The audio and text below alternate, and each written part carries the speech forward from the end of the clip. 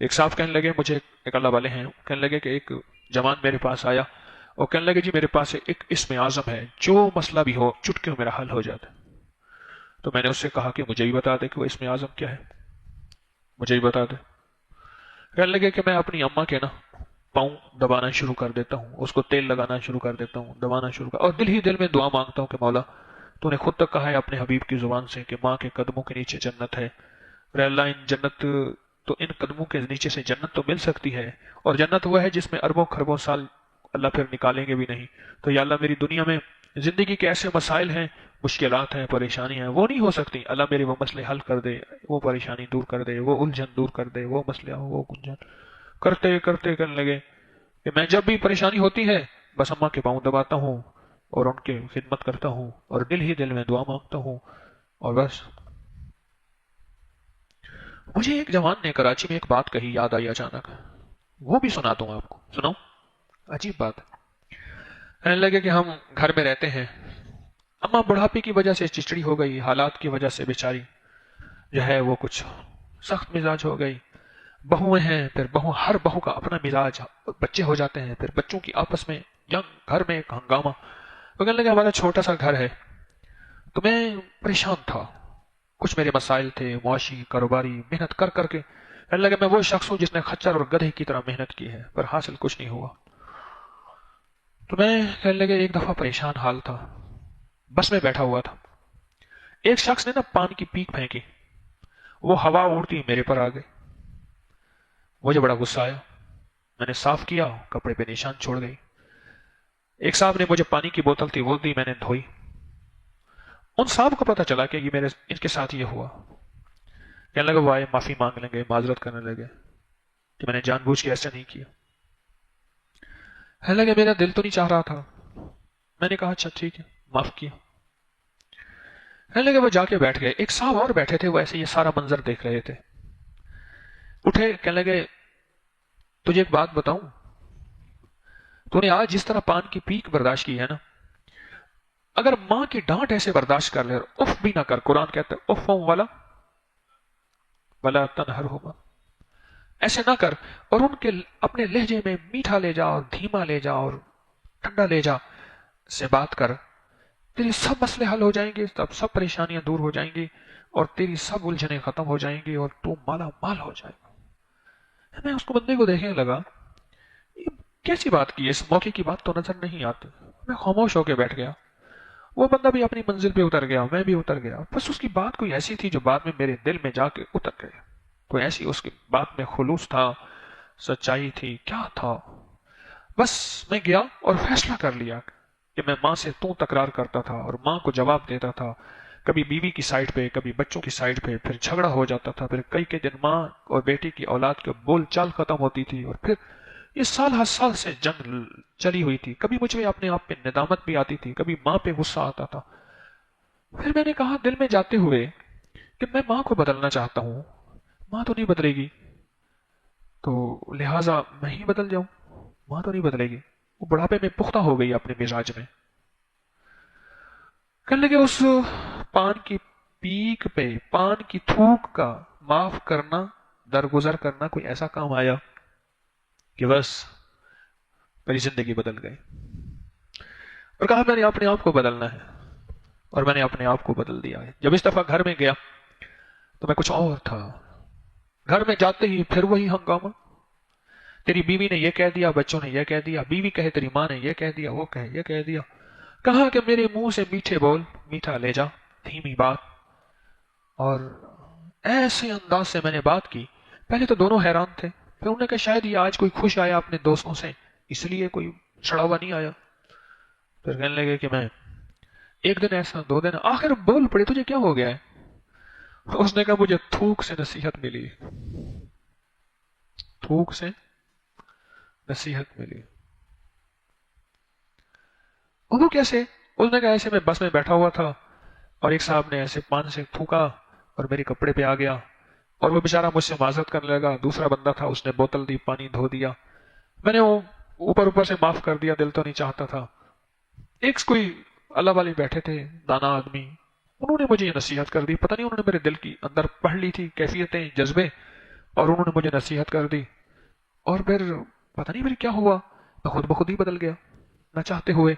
میں نے ان کی نصیحت پہ پہلے اعتراض بھی کیا کہ یہ کون سا موقع تھا اس بات کرنے کا، پھر میں خود ہی بدل گیا، اور جب میں خود بدل گیا تو بس، اور کہنے لگے واقعی اس دن کے بعد مجھے بخت لگ گیا، دولت، میرے مسائل حل ہو گئے، میری مشکلیں دور ہوئیں، میری ناکامیاں ختم ہوئیں، میری الجھنیں۔ پھر میں نے اماں سے حال پوچھنا شروع کر دیا، بیوی کا بھی خیال رکھتا تھا، ماں کا بھی خیال رکھتا تھا، اور ماں کا حال احوال پوچھتا تھا، اماں کی خیر خبر پوچھتا تھا۔ کرتے کرتے مجھے احساس ہوا کہ وہ کوئی خضر تھا، کوئی اللہ کا دوست تھا جس نے مجھے یہ نصیحت کر دی، کوئی اللہ کا دوست تھا۔ اور میرے دن رات بدلے بھی اس وقت جب میں نے اماں اور اپنی بیوی کے حالات اور بچوں کے حالات میں اپنے آپ کو ٹھنڈا کیا، اور اماں کے ساتھ لہجہ، اف تو بڑی بات ہے کہ اپنے لہجے کو بالکل زیرو کر دیا، جبکہ میں بولنے کا ہیرو تھا، بالکل زیرو کر دیا، اور اماں کے سامنے میں بھیڑ کا بچہ بن گیا۔ بس پھر جو رب نے رنگ لگائے، دولت کا، رزق کا رنگ لگایا، عجب رنگ لگا۔ مجھے ایک دفعہ وہ فلیٹ میں لے گیا، سیڑھیاں چڑھتے چڑھتے میرے تو گھٹنے ختم ہو گئے۔ ایک تنگ و تاریک فلیٹ تھا، جگہ جگہ کے لیک تھا، کاکروچ تھے اس میں، فلیٹ میں لے گیا، کہنے لگا یہاں سے رنگ لگا ہے، یہاں اماں کے ساتھ رہتا تھا، اور آج ماشاءاللہ کراچی میں اس کا بہت بڑا گھر ہے، 500 گز کا گھر ہے، تقریباً 1 کنال کا۔ اور اماں کی اس کیفیت پہ بس جم گیا کہ اماں کے سامنے میں نے سخت نہیں بولنا، اماں کے سامنے میں نے نرم، بس بالکل ریشم کی طرح، اور بیوی کو بھی پیار دینا ہے، محبت دینی ہے، رسپیکٹ دینی ہے، اماں کو بھی۔ کام بن گیا اس کا۔ آج وہ بندہ ہے جو رزق و دولت میں ماشاءاللہ بہت آگے ہے، رب نے اس کو نوازا ہے۔ جو اماں کی دعائیں ساتھ ہوئی نا، پہلے اماں کا دل چیر دیتا تھا، دعائیں نہیں نکلتی تھی، اب سہ جاتا ہے، اماں اپنی بھڑاس نکال دیتی ہے، پھر اماں کا دل ٹھنڈا ہوتا ہے، اماں بیٹھ کے دعائیں مانگتی ہے، کام بن جاتا ہے۔ آئے میں آپ کو اللہ کا ایک وعدہ بتاتا ہوں، اگر مالدار ہونا چاہتے ہیں، ایک سن لیں ذرا، میں آج 11 چیزیں بیان کر رہا ہوں، یہ 11 چیزوں کا پیکج دے رہا ہوں، جاگنے والے سونے والے سب آج بات سن لیں۔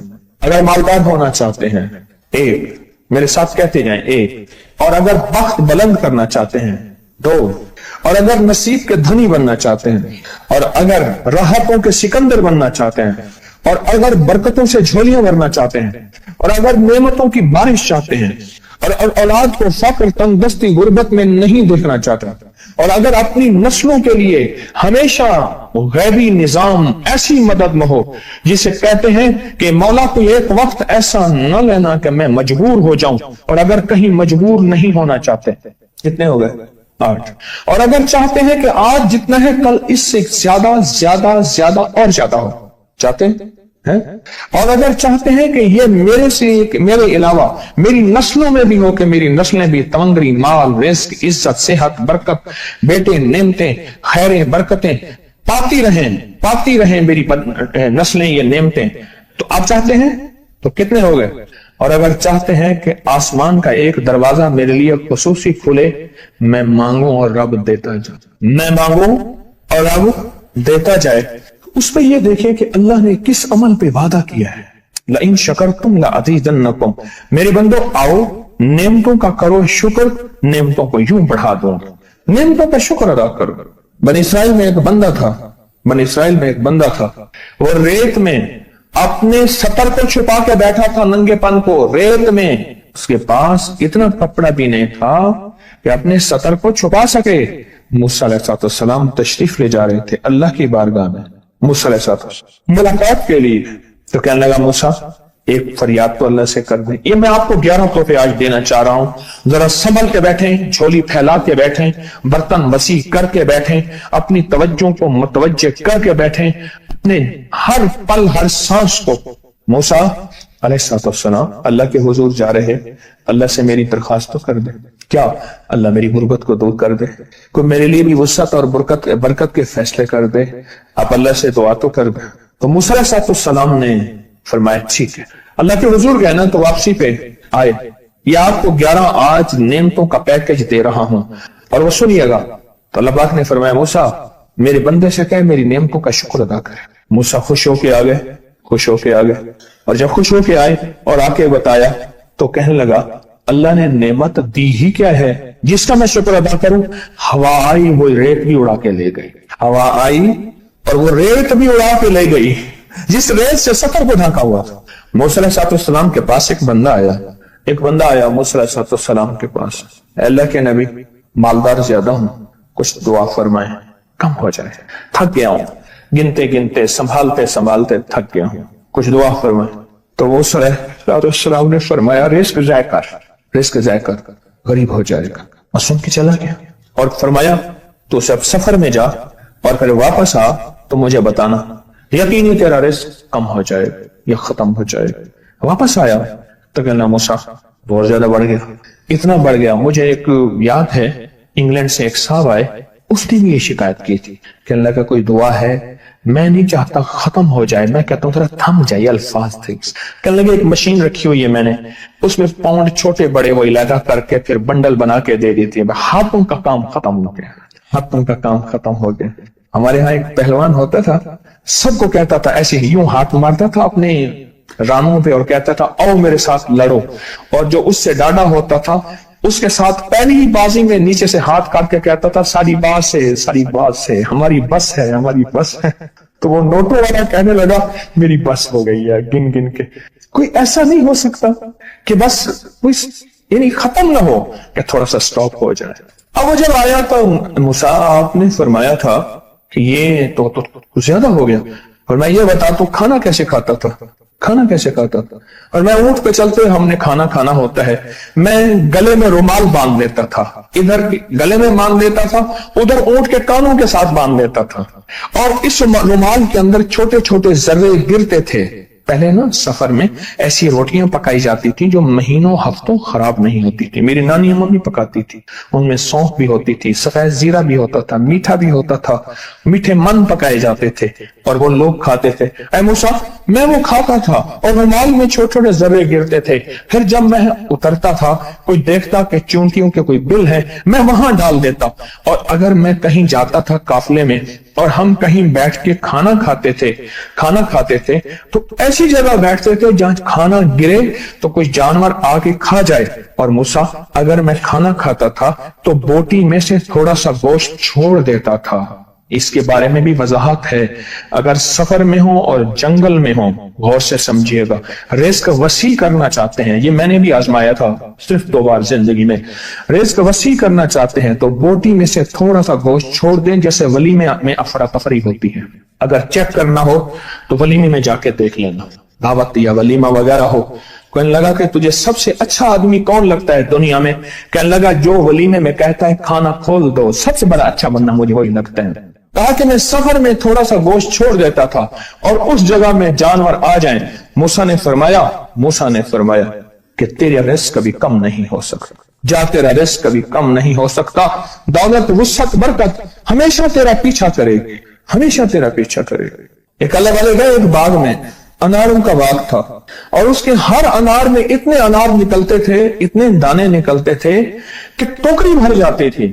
انار والے نے کہا، باغ والے نے کہا کہ آپ کوئی ایسی دعا نہیں کرتے کہ میرے باغ میں کچھ تھوڑے سا ثمر کم ہو جائے، میں چنتے ٹوکرے بھرتے تھک جاتا ہوں، پر میں تو اللہ کی نعمتوں کو ضائع کیا کر انار کھا رہا تھا، اللہ کی نعمتوں کو ضائع کروں، اور انار نیچے گرا اور ہر دانہ لال اور جواہر بن گیا۔ ہم کہاں غریب ہیں؟ صحابہ اہل بیت سے زیادہ غریب ہیں، اولیاء صلح سے زیادہ غریب ہیں۔ کیا آج تک ہمارے پیٹ پہ پتھر ہیں؟ کیا ابو ہریرہ رضی اللہ تعالی عنہ کو بھوک اور فقر کی وجہ سے دورے پڑتے تھے؟ کبھی آج تک دورہ پڑا ہے؟ ہماری گلیاں بازاریں بن گئی، میری آنکھوں کے سامنے گلیاں ہوتی تھی، وہ گلیاں مارکیٹیں بن گئیں، گھر بازاریں اور مارکیٹیں بن گئیں۔ میں کوڑے کے ڈھیروں میں سے دیکھتا ہوں نئے لاجواب جوڑے جوتیوں کے سوٹ اور اعلیٰ قسم کی چیزیں اٹھا کے پھینکی جاتی ہیں۔ کس نے کہا ہم غریب ہیں؟ نعمتوں کی بے قدری نے ہم سے برکت چھین لی ہے، हमसे राहत छीन ली है और हमसे सुकून छीन लिया, नेमतों की बकदरें। फिर बादशाहों के हम शिकवे करते हैं, फला बादशाह ने महंगाई कर दी। सच बताऊं, कोई बादशाह भी नहीं चाहता, कोई बादशाह भी नहीं चाहता महंगाई हो। उसे पता है अगर महंगाई हुई मेरे तख्त की चूकें हिल जाएंगी। कोई बादशाह नहीं चाहता महंगाई हो, उसे पता है अगर महंगाई हुई मेरा तख्त हिल जाएगा। पर कुदरत ने अर्शों से फैसले किए हैं और मैं हर रोज अर्श से एक रेट लिस्ट फरिश्ता ऐलान करता है कि मेरे बंदो, हमने इसको इतना महंगा कर दिया और इस चीज को इतना मुश्किल कर दिया और इस चीज को इतना आसान कर दिया।